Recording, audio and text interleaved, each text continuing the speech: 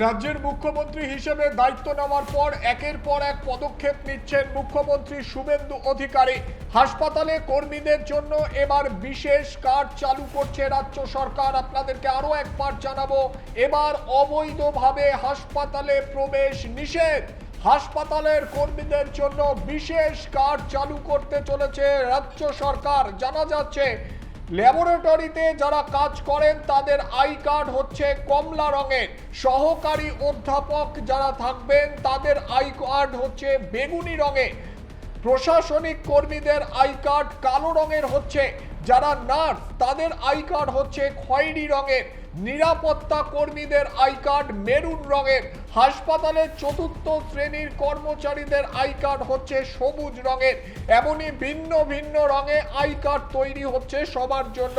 I card ছাড়া হাসপাতালে আর প্রবেশ করতে দেওয়া হবে না, এমনটাই জানা যাচ্ছে।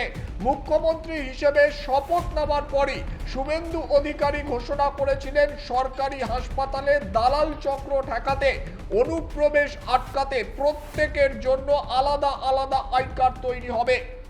সেই পরিচয়পত্র ছাড়া কেউ হাসপাতালে প্রবেশ করতে পারবে না, সেই অনুযায়ী সার্কুলার জারি করেছে স্বাস্থ্য দপ্তর। আর সেখানেই স্পষ্ট জানিয়ে দেওয়া হয়েছে কাদের জন্য কোন কোন রঙের আই কার্ড তৈরি হচ্ছে। জানা যাচ্ছে সমস্ত সরকারি হাসপাতালে এই আই কার্ড পৌঁছে যাবে। আই কার্ড ছাড়া কাউকে হাসপাতালে প্রবেশের অনুমতি দেওয়া হবে না।